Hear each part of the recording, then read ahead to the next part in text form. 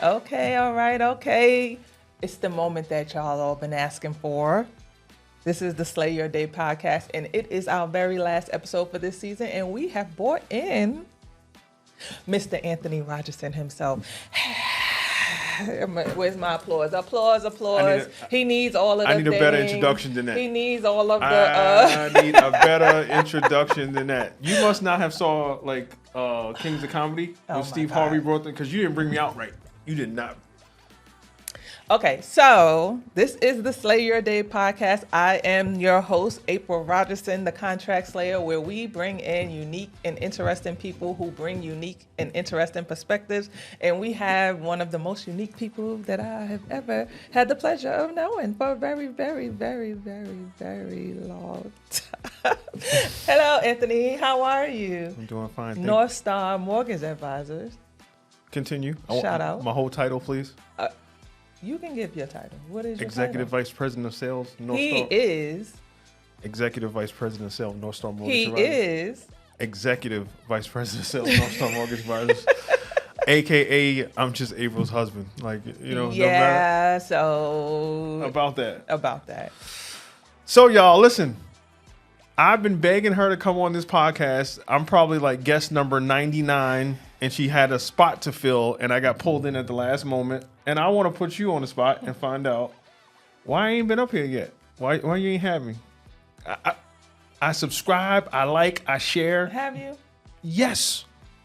But you have not brought me on the show, and I want to know why. You're a wild card, so we have to be very careful. Wild cards are good for business. We are a wild card. I'm human clickbait with my shirt on. I don't know what is not non-human clickbait. Just saying. Some people, they can look at the still shot and be like, no, that's not going to be a good episode. They look at this and they like, see this and they're going to be like, oh, I got to watch this. I got to see this right now. This will help you sell houses. Okay. All right. So let's talk about it. Sell houses, because that's not where you started. Where did I start? Where did you start? Stealing houses? See where this is why we are honest and we are transparent. Where did you start? And like Lightful, what are you talking about? My God. Be more specific. Cut. No. Where did you start? Like where did you start? You didn't start out selling houses. No, I didn't start out selling houses. Where you started. I was an angry husband coming home kicking the dog every day. Coming from when? I worked on Wall Street for 20 plus years. 20 plus years in Wall Street. Yeah, and was I burned out? What would you call it? I would call it burnout. All right, I was probably burnt out, and I came home one day and my wife was like, "You know what? You should become a lender." And I'm like, "Yeah, okay. Where's my dinner?" You did not start. Don't tell me what. And you totally didn't say you're okay. Don't tell me what I should be doing. Where's my dinner, woman? Yeah. That's what happened. And then, right. Some months went by and he was like, "Hey, remember about that whole loan officer thing that I was telling you about?" And I was like, "Remember that whole dinner thing I was telling you about? I still don't see it." So, but no, in all honesty, you were like persistent. You was like, "You should become a lender."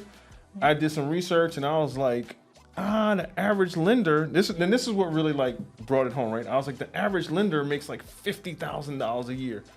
You're a little kind of not in tune with money sometimes because you're like more earthly with the one with the ocean and all of that stuff. But the boat that we're on the ocean in costs money. You just never know the cost of the boat. You just rather smell the salt water and gravitate. Levitate. Yeah, same thing. that's why I got you. But anyway, I'm like the average lender makes like $50,000, and I'll never forget that you said this to me. And kudos to you. You were like, "I've been making love to you for 20 years. You've never been average." That's a stretch. That's a massive stretch. That's just what I thought. He actually leaped over this table with that stretch. I mean, it's good for business. Go ahead. What all did I say? I mean, it was something like that. It was something like that. You might have left the whole made love part out, but Maybe. You did say, "When have you ever been average, boo?" And that's what you said. And I was like, wow, that's that kind of hit me like a ton of bricks. And then you introduced me to some people, some connections that you had in the mortgage industry. Shout out to Jeremy. He mentored me for like over like a year and a half and just really, really just helped me out Well, I want to take a step back. So I met Jeremy, who's extremely rogue, right? If you meet you know Jeremy. Anybody know Jeremy? He's this bald white guy with tattoos and goatees, and think of a skinhead in vision, but he's not a skinhead in morals or principles. And I was like, I don't know about this dude. This is a little extreme. This shit. Funny enough, to that story, that was only my second time meeting him in person. Oh, really? Yes. You didn't warn me. I didn't. The very first time I met him, it may actually have been the very first time I met him. We had been doing business and talking on the phone the whole time, and I'm almost certain I had never met him before that. Yeah. So, but the interesting part about that story too, he was like, hey, so the whole $50,000 part, he and I had lunch. And I'm kind of like, whatever. You know, he's sitting there. He got on flip-flops, polo shirt. I think he had on T-shirts, some shorts, tats showing. And he like slid his W-2 over to me, like, and I was like, that ain't 50,000. That's not 50,000, right? So then I'm like, I was still apprehensive because I thought he was a little rogue, right? Like extreme on this side, right? He was like, well, I want you to meet my boss, who happens to be my current boss right now. Shout out to David Stallings, North Star Mortgage Advisors, and the Stallings team. And David came in his straight-laced kind of way. So you have rogue Jeremy, straight-lace David, and then there was this marriage in the middle. And that's how I ended up getting into loan origination, which was like, what, 2017? It's 7 years now. 7 years now. And here I am. So, before you finally went into it, is it what you think it was going to be before you started? Because one, you had the 50,000 in your mind. You was like, I ain't doing that. Then you had this notion of being like, I don't really know about this stuff. In the full context of now looking back on it, what are your thoughts about not knowing and what the number that you had in your head? So looking back on it, it wasn't in real time. It's not, for me, at pushing 50. It's not about, I don't chase 50. I'm not pushing 50. Carry on. This show can end in a divorce. You guys know that. I bet you've never seen that live before. But in any case, it's not about we've been together for 30 years, right? So I've always been about money, right? Like chasing, well, I guess building wealth and being conservative. Not necessarily conservative, but if it wasn't about money, we were polar opposites. You couldn't. I mean, that's a conservative is different, but you did things. You did work for joy, right, and how it made you feel. I did work because I had to provide, and I think most men. I won't speak for most men. Many men are providers, whereas many women are nurturers and stuff like that. So for me, it was a number that I needed to provide a lifestyle because you real fancy. You really will try to portray like I just be sitting around eating grapes and eating bonbons, but it's all right. And champagne. Don't leave out the champagne. I forgot about the champagne. Yeah, so there was, for me, it was always like, there was a baseline number that needed to be produced so that we can operate our home the way that our home is operated. So going into it, I absolutely was looking like, okay, how does this impact my lifestyle of my family? Does this impact how my family is able to operate, right? But as I got older, it's not about the money as much as it is about autonomy, peace of mind, access to different things, and money provides access. So it's not about that for me. It's not about a tangible number as much as about a holistic approach of, am I happy in my role and what I'm doing, right? So did that answer? I think so. In some regard. So I think bringing it to that, or jumping off of that to some regard, because something that we talk about here a lot is that it's not a linear path. And No. You mentioned your background, or I pulled your background out of you, but you did not get into Wall Street because that's what you wanted to do. You didn't get into mortgages because that's what you wanted to do. Right. So going back to the beginnings of Wall Street, how did you end up there?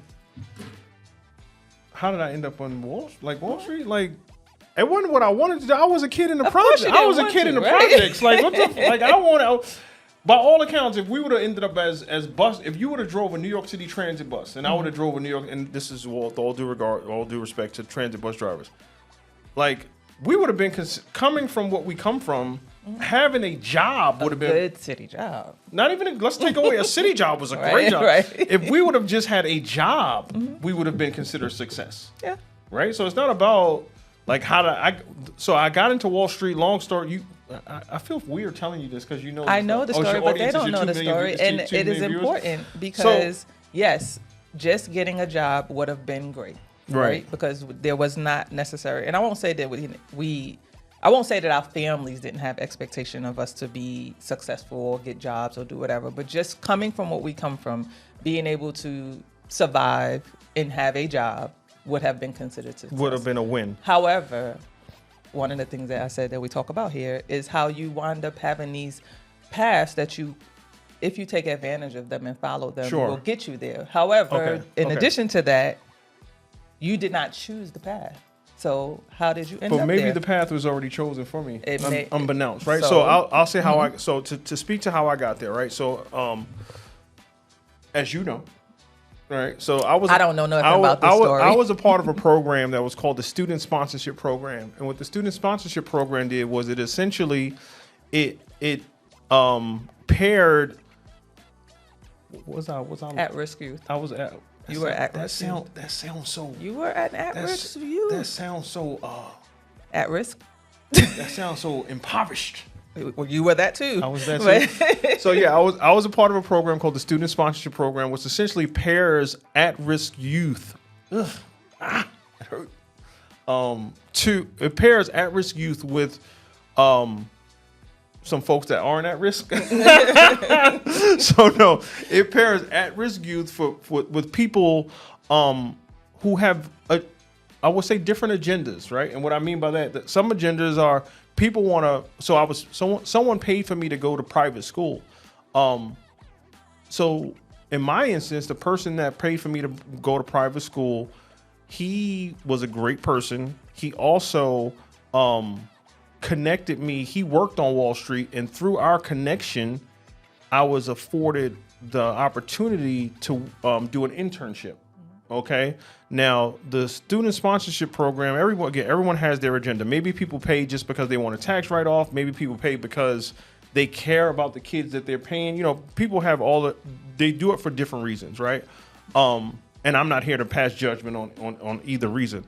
I was a benefit of the student sponsorship program, right? And getting involved in the student sponsorship program, I met Mr. Tom Gallagher. Shout out to Tom Gallagher, who at the time was a very prominent Wall Street figure for a company called Oppenheimer and Company. So from the time that I was going into my summer between 9th and 10th grade, my summer between 10th and 11th grade, I interned at Oppenheimer and Company. Okay, started out in the mailroom like my first summer, and every summer from 10th grade, 11th grade, 12th grade, 13th grade, 14th grade, 15th grade. What does college go up to? 16th grade, all the way through 16th grade. You see, I did very well in college, right? I interned with Oppenheimer and Company. I hated it immensely. Oh boy. Immensely. So to April's point of your path, I didn't like it. I wasn't even a numbers guy, right? Like I didn't like it. I just liked that. I liked the money, right? I liked the money and I liked the opportunity, but I didn't like my job. I was actually a political science major in college. I thought that I wanted to go to law school. I wanted to get into some type of law enforcement, but I didn't want to wear a uniform. I wanted to be the man. I didn't want to wear no uniform. You got a question? No, go ahead. Okay, so that's how I got into Wall Street. Long story longer, through that internship, had a 20-year career on Wall Street, and I came home. Hold on. So you went from the mailroom. From the mailroom, you continued to progress. You didn't stay in the wall. Well, I'm a progressor, baby. You don't. You was gonna keep a good black man down? They wasn't gonna keep a good black man down. Okay, so you progressed from the mailroom, and from the mailroom to This is so funny that we're having this conversation today because I was just talking to Evie today. That's what the universe aligns, doesn't it? So from the mailroom, and I literally used to push the mail cart around the entire company, right? And I didn't know anything because you knew you didn't know anything. I knew I didn't know anything, but I knew that there was a different type of person that was working in the mailroom versus what I saw when I went up to those executive level floors, right? So when I went up to those executive level floors, I would see these guys. And there were some women as well, but it was the guys that I was attracted to. No Diddy. Had to throw that in there. Sorry. You didn't really, I did. Here we are. The guys that I was attracted to, they would have on like their pinstripe suits, their suspenders and all of these things. And I was just like, I don't know what these guys do, but they look like they have money, right? Then I would go back in the mailroom and it would be Bob eating his little packed lunch in his brown bag with a milk. It's like, he don't look like he's the life I want. He doing a little bit better than I'm doing, right? So I was like, I don't want this mailroom money. I want that money that was up there. So, the power of networking, right? So, and the power of just who you know, right? So every summer that I would go back, each summer I would get promoted. Like I went from the mailroom, then I went, and I wasn't being promoted on meritocracy. Like I won't even be like, oh, I worked my ass off in the mailroom and I shuffled that mail. I was the best mail shuffler, and they was like, you're too good of a mail shuffler. Wasn't that right? It was. I knew Tom Gallagher, and every summer he would mature me in my role. Then I worked in the new accounts department, which sucked. That was just paper pushing, right? I would take new account forms and stamp. I would have come into work and have a stack of paper this high, and I would just stamp. It was a little box that you had to stamp, which was where the account number went. Take the paper, stamp it, put it on this side. Imagine doing that for 8 hours. But you did it. So and then after that, I used to have to take the paper. They used to put it through this thing called the microfiche. You know microfiche shit? It was like how they it was like a scanner, microfilm. So do that. No, microfiche is right, but that was the purpose of it. But go ahead. Right. So then I would do that. I did that for one whole summer. But the money was good, and my school clothes were fresh. That's what was important. Like I hated the job, but I loved the pay. The job was just, and this is with anything now, right? Sometimes the job is a tool for the access that it allows you to get. So, long story longer, after I did all of that, each year I would do different roles. Finally, after probably right before college, or maybe my senior year in high school, maybe my freshman year in college, I don't remember. I got promoted onto the trading room floor. That's when I started to work under the great Evelyn Collier, who I just spoke to today and yesterday. Hadn't talked to her in, well, she's been influential for years, but we don't talk that often. Then she taught me how my very training wheels on how to trade stocks. And I was a mess because I was like, I can press this button and this whole company would go out of business. So I was literally like on the trading floor where they were screaming and yelling and buy, sell, and all that stuff. And that shit was all, excuse me, I cursed, I apologize. It was all foreign to me, right? And I used to go to work like literally scared, like I don't know what I'm doing. And there was a huge level of insecurity, right? Because I was just a young black boy in a sea of like just white people. Like nobody in there looked like me. It was very few, I should say, that looked like me. So I think that's another reason why representation matters, right? But that's another conversation. And then every year, just continue to learn, progress, move on, and went on to have a really, really notable career. And I think the day, one of the most flattering things when I left the last company that I worked for, which was Jones Trading here in Atlanta, we were, and we had this thing called the hoot, which everyone talked about. You would talk into the speaker, and then all of our offices across the United States, they can hear you talking into the hoot. My last day at the closing of the bell, which is at 4:00, which was very, very flattering to me. I got a standing ovation. I think I told you about that. The whole system like kind of stood up, and I walked out as the man that I was, like MJ, Kobe. I was Kobe. And he wonders why I did not invite him. No. So wait, we're gonna pause on your self-inflicted accolades right now. I want to go back to what you said, because I think while you're giving yourself accolades right now, the accolades were given to me. Hold. You're trying to. She's trying to steal. Hold. Trying to steal my joy. what you said earlier was that it wasn't a meritocracy of you being promoted. But I think something that is not talked about enough in many people's growth is just showing up. So you continue to show up. You didn't showing love up it. when I didn't like it, showing up when I didn't when I showing up when I begged my grandmother. My grandmother had gotten like a law settlement that one summer. And this is this is funny. And this is talking to like parents out there, right? Sometimes you gotta force your kids to do some stuff that they don't want to do. My grandmother got like a settlement one summer, and she got like a lot of money. It was like $4,000. That was a lot. That was big time money at that time, right? She got like a lot of money, and I'm like, I don't need to work now. We're rich. You got $4,000. You can pay me like I don't. She was like, no, you're gonna go to work, and I was only just doing it for the school clothes. Right, because I needed school. Big shout out to Bishop Loughlin Memorial High School. The pressures that you all put on me to have some school clothes. And I got to shout out Mike Cofield, my boy, because he was fresh. I was trying to be fresh like Mike. Anyway, so I begged her, like, you know, can you just give me X amount of dollars and I can go school shopping? And she refused to give me the money. She was like, if you want these things, you're going to work for these things. So in the moment, she could have given me the money. I could have quit the job, quit the internship, and not showed up to what you're saying. Sorry, but So I think that that was the merit, right? So were you the hardest worker? Were you the most knowledgeable? Did you go home and study and do all those things? Whoa, be careful now. The answer to all that is yes. The biggest. Yes. Don't get cute on camera. The biggest identifier to Mr. Gallagher in that instance is I invested in this kid and he's continuing to show up. Yeah. And I think that it's not hard to identify a star, you know. It's not. This shit is bright. It's in the sky. There's the sun. It's not. I am about to cut this interview. It is not about hard. 5, 4, 3, how hard 2, is it for you to identify the sun? You look up there and it's there. You feel it. So I'm gonna reel Mr. Rogerson. This is why she don't let me come up here, y'all. All right. I'm back on my best behavior. Identified that you were willing to show up and do the work. I did him a favor. The work that you talked about. I did him a favor. The work that you talked about was, stacked up papers. Nothing about that was enjoyable. Nothing about that was enriching to you. Obviously, the money was important to you, but beyond the money, and obviously your grandmother saying this, what made you keep going back? The money. It was no beyond the money. Like if I'm being honest, like how honest you want me to be?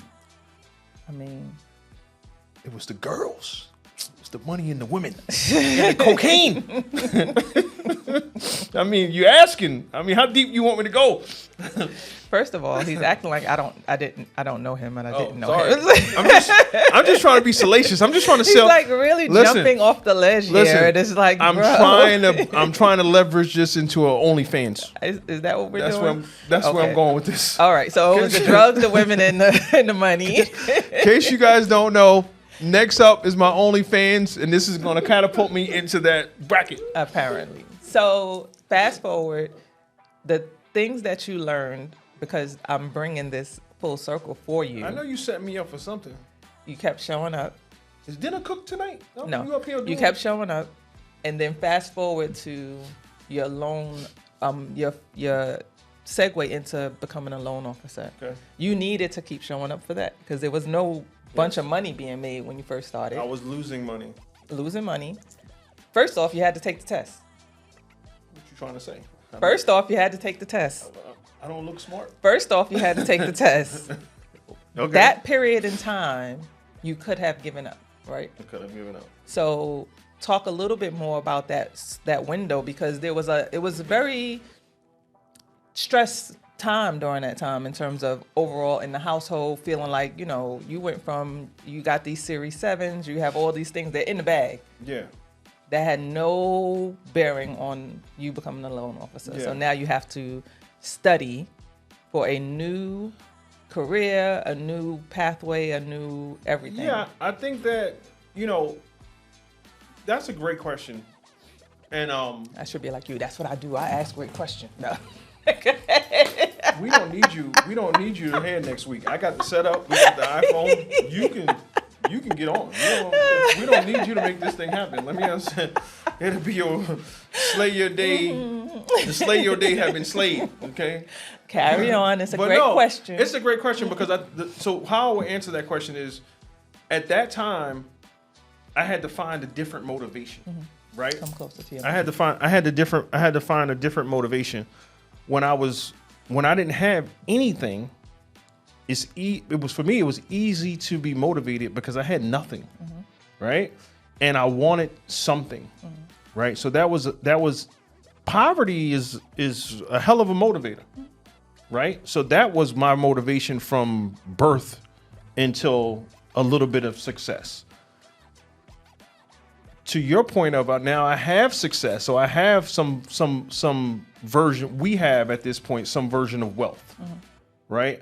What is the next motivator, right? For me, the next motivator was to at least maintain what we have, what we had and what we have, right?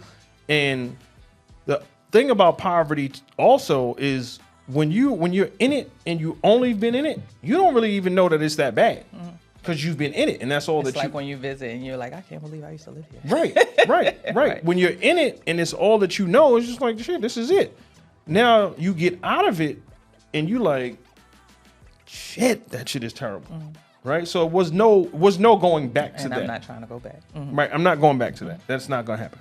So the motivation if you play golf, so that was the front nine. The back nine, the motivation on the back nine, which we're living through now, is, we worked very hard.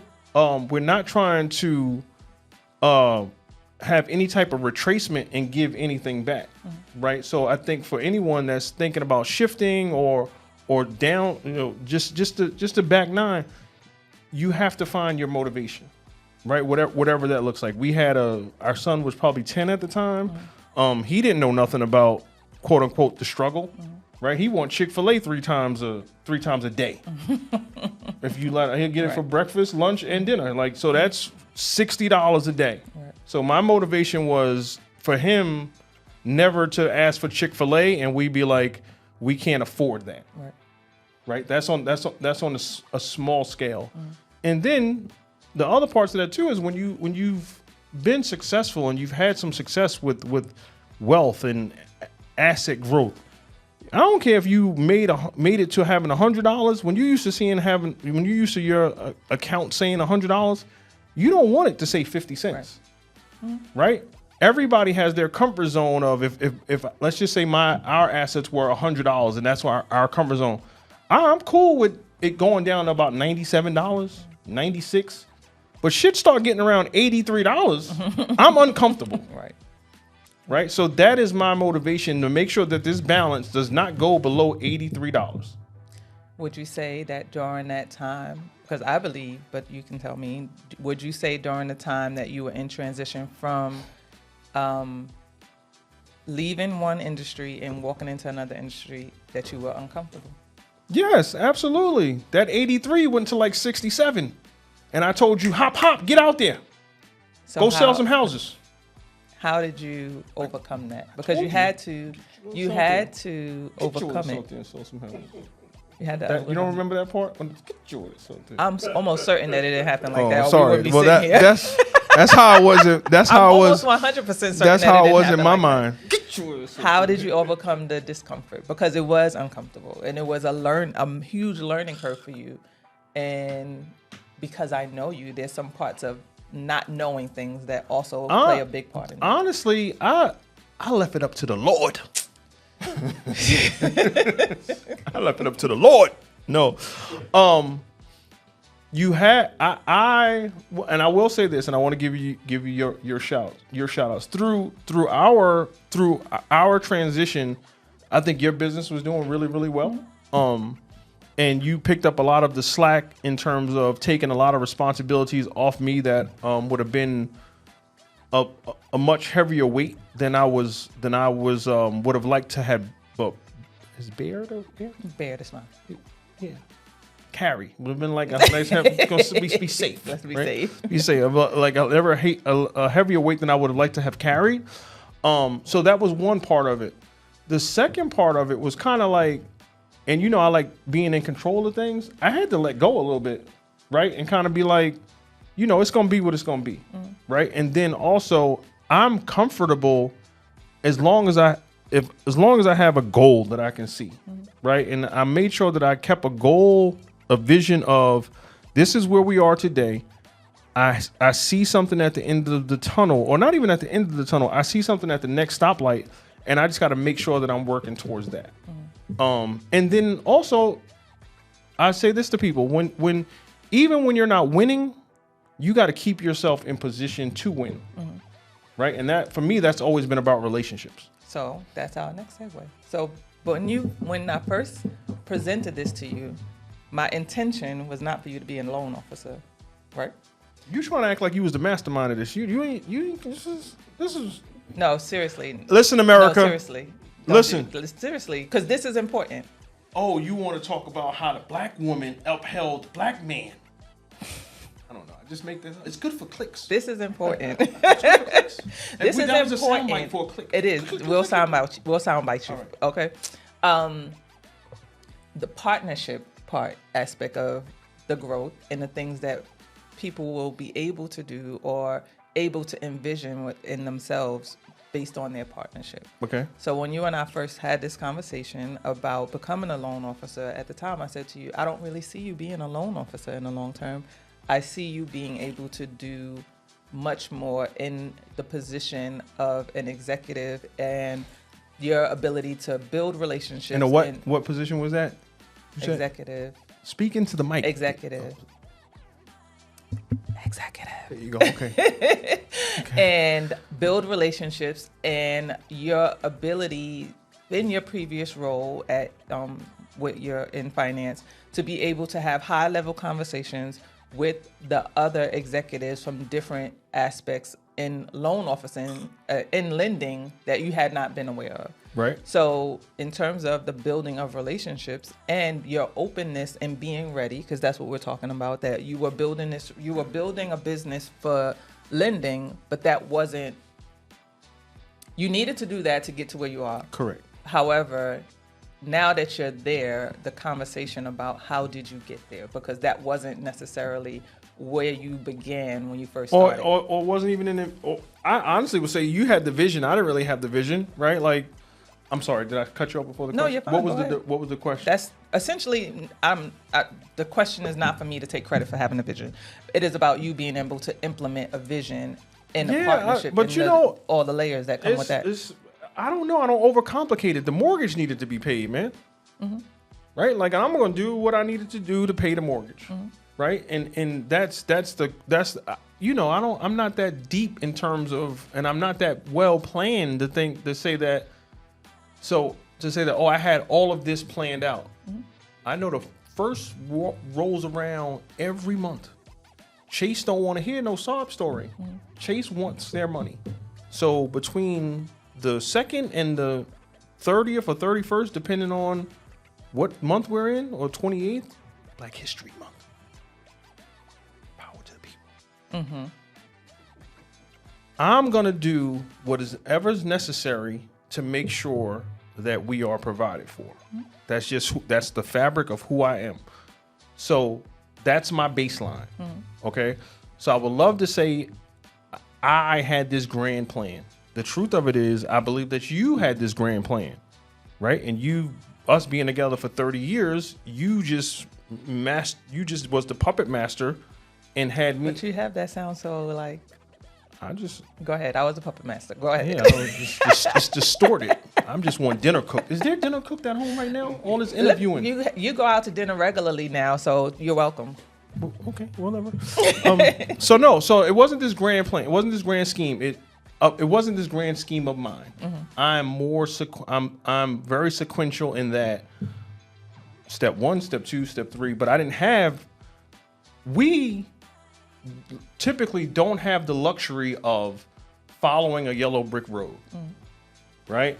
We often have to lay the brick and walk on the road simultaneously, right? So I would love to say it was this yellow brick road laid, I followed it. No, I knew that there was this dirt over there was a win. I need to get these bricks, and as I'm lying these bricks, I'm stepping on them. So that was the road to where I professionally sit now. Does that make sense? So and that's what it was. But you have to be willing. A person has to be willing to not forsake the lying of the brick, right? Because it becomes.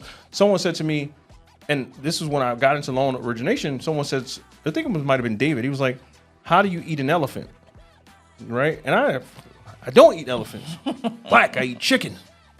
Fried. Hallelujah. That's from Dave Chappelle. You know you want the chicken, you big lip bitch. Oh, sorry. went too far. But in any case, it was, how do you eat an elephant? I'm like, and the answer to that question, and it still remains relevant, is one bite at a time. So I wasn't looking at the elephant as this monstrosity of a task. It was one bite at a time, get to where we get to. Don't skip any steps, and that's for anybody. If we tie this into home ownership and all of that stuff, don't skip any steps, because the steps, and you were probably already taking this full circle, smarty already.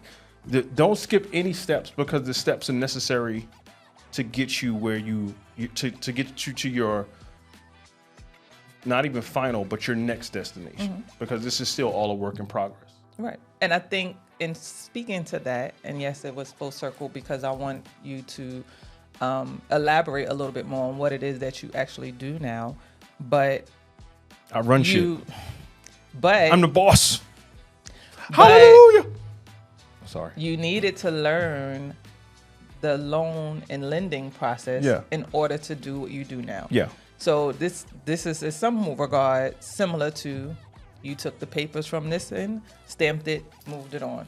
Then you had to step up. So there's all these different layers to what you did that mimics what you had to do in this new role absolutely. To get to this new role.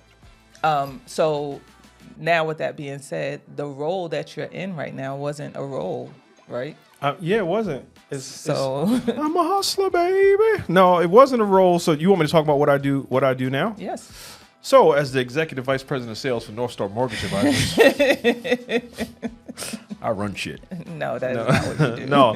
No. So what I do now, I'm essentially I'm a liaison between our upper management, our loan officers. I run a group of loan officers, probably 6 or 7 loan officers.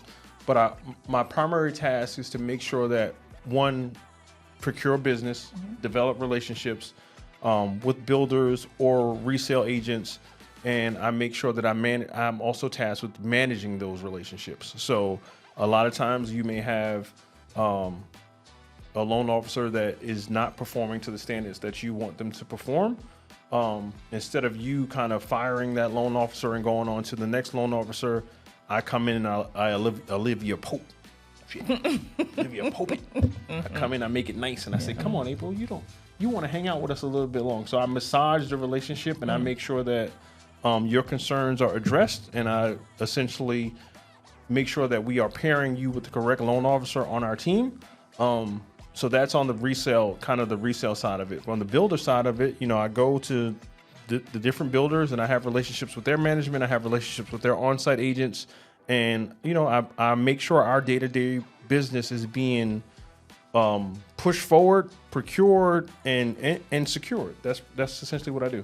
So this is a conversation that we have here often about seeing a need and fulfilling that need, right? Because, again, this wasn't a role that existed previously. This is, whether it's you or anyone else saying, I can help with this. Right. And how can I take this thing? Because right now, and I'll bring this in the bigger scheme of what I have said to him about this. Like, this is in its micro, you're providing this service to North Star. But in this macro, this is a business, potential business. Yeah. Right. It's a business. It's a business in and of itself. And so like Merlin was here a couple of weeks back and talked about how he kind of rolled into having his own waste business, but that's not what he set out to do. So in this regard, you have now created something. Right. Where do you see it potentially going from here, and how do you? What are some of the? Because now you're here. Yeah. You ain't trying to go back. Yeah. So. Do you see yourself having a team of people that do it, that you're teaching to do what you're doing? Do you see yourself potentially growing your own business to teach people to do what you're doing? Like, what does that look like for you? I don't know. Like, I haven't given it that much thought because we're so deep in the weeds. What we're doing day to day in terms of the tasks that we have at North Star Mortgage Advisors, I haven't really given much thought to the spinoff, if you will. I just don't. My brain isn't there yet, just because of all the things that we have to accomplish in what we're doing day to day. Is it something that can be spun off? Is definitely a need? Is it something that could be? Is my role something that is scalable? It's absolutely scalable. But you got to have it, right? Like, and I mean this most humbly. I have a skill set. My skill set is people, right? Hands down. You put me in the room with people on God's given earth, I'm going to figure out how to come out of that room with some relationships. It's not something that I was taught. It's not something that I was learned. It's something that I was born with, right? And I believe that people who have what I have, they are born with it, right? Just as that's my talent. People say, find your talent. That's my talent. So where it goes is only anyone's guess, right? We're still so much in the infancy stages right now of what I do. And we're thick in the weeds of building a brand right now. So I'm happy in that capacity. And I'm grateful for the opportunity for the I report to David, him being open to because the role didn't exist. Like I pitched it for probably like a year and a half. So him being the business person that he is, to be receptive and receive what we were talking about is kudos to him. So that's kind of where we see it. So if there was anything that you would suggest to anyone who thinks that they will want to get into the lending space, what is the suggestion that you would give to them from what you learned when you first transitioned?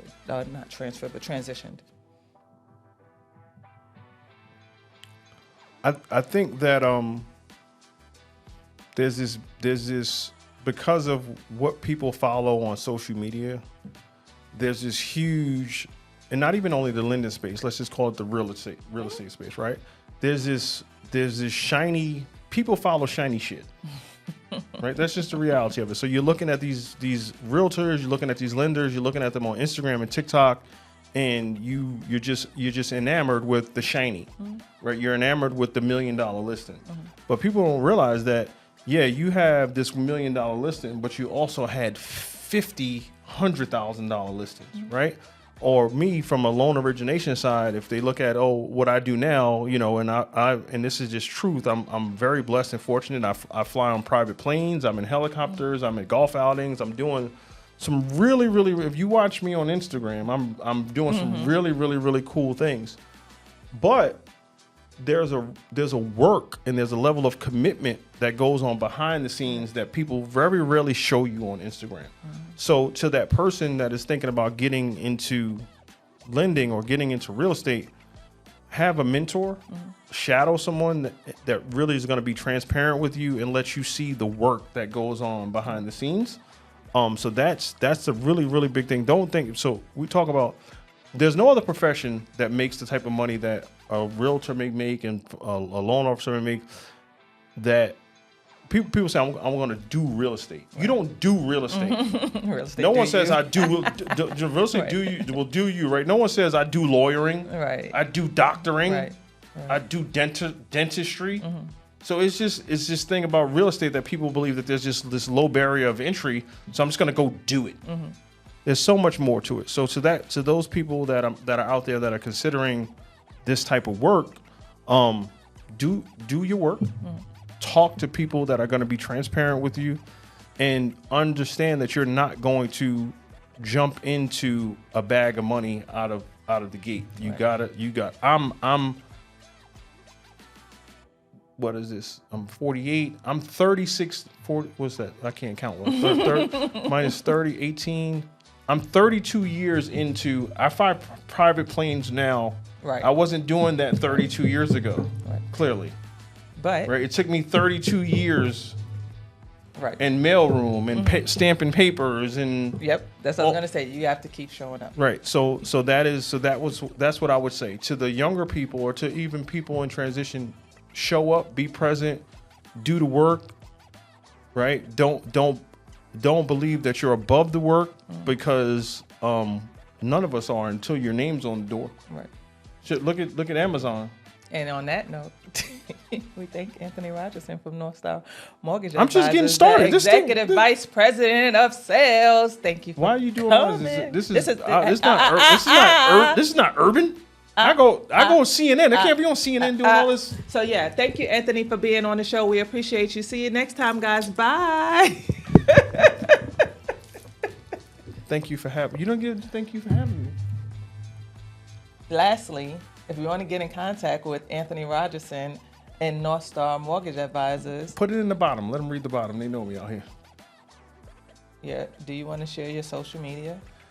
My social media, everyone, if you want to get in contact with me, is Everybody Say Keys. It's a play on words, like everybody say cheese. Like when you post for a house, it's Everybody Say Keys because you just got the keys to your house. So it's pretty simple and easy to find. I would love to hear from you. I would love to do some business with you. Everybody Say Keys on Instagram. Thanks, guys. Peace.